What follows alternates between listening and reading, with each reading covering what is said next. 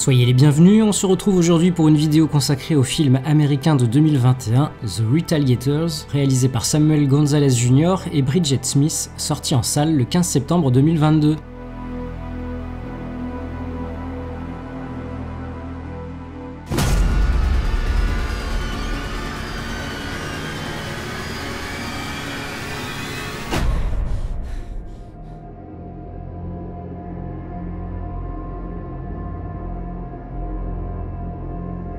Un honnête pasteur découvre un monde souterrain sombre et tordu alors qu'il cherche des réponses concernant le meurtre brutal de sa fille.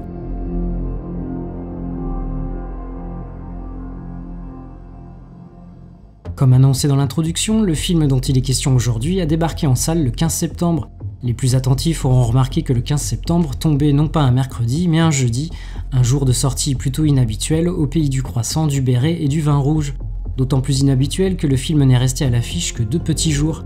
Si vous n'avez pas eu la chance de voir le film durant ce court laps de temps, il est donc déjà trop tard pour le découvrir au cinéma au moment où je poste cette vidéo. Qu'à cela ne tienne, vous aurez certainement l'occasion de vous rattraper au moment de sa sortie en VOD, DVD, Blu-ray.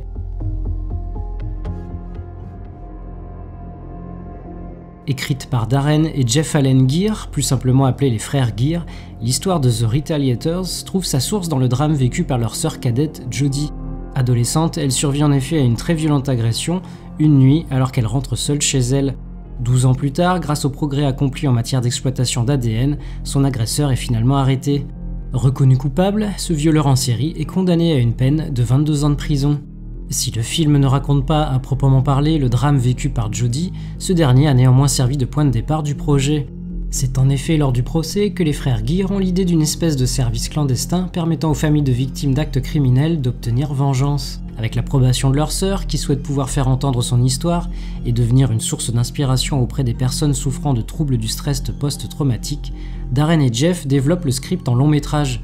On peut noter qu'un des personnages, interprété par Craig Kelly, s'appelle Tante Jodie.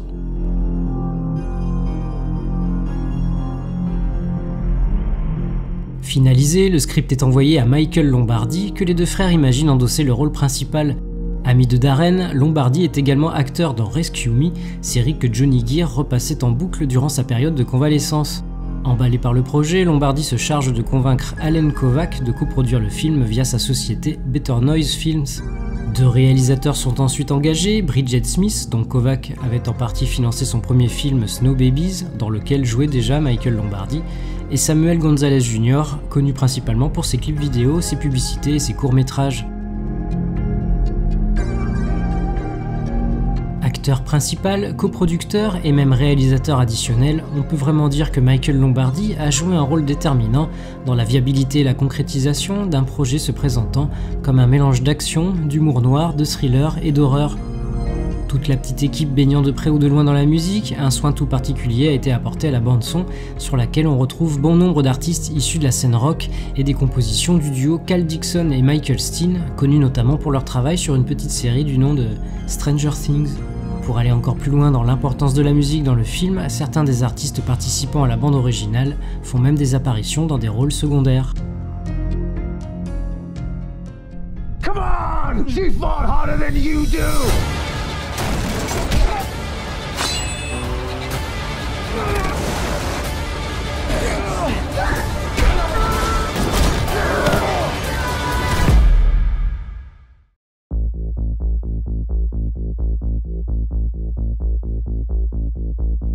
Pasteur, beau gosse, au sermon cool et bourré de références à la culture populaire, Bishop semble trop souvent s'écraser devant les gens mal intentionnés, préférant tendre l'autre joue plutôt que de répliquer.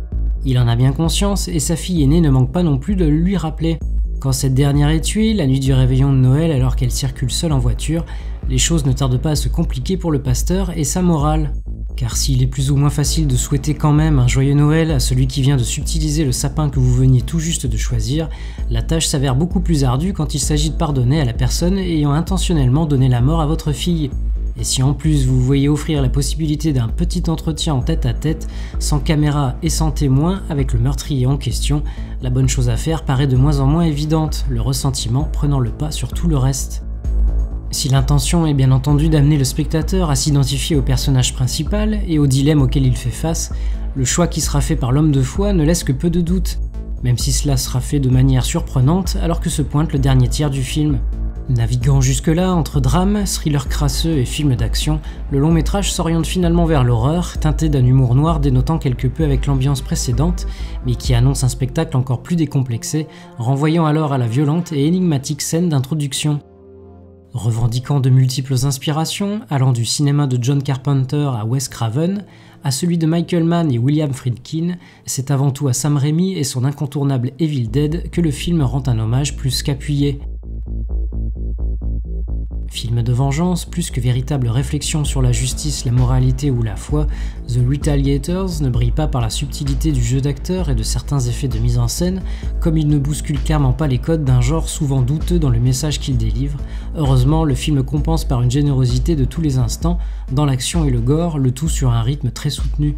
Démembrement, cassage de dents, énucléation, décapitation, massacre à coups de pelle ou de broyeuse, tout y passe ou presque, dans un film qui se veut avant tout un divertissement débridé, se nourrissant de clichés plus qu'il ne cherche à les remettre en question.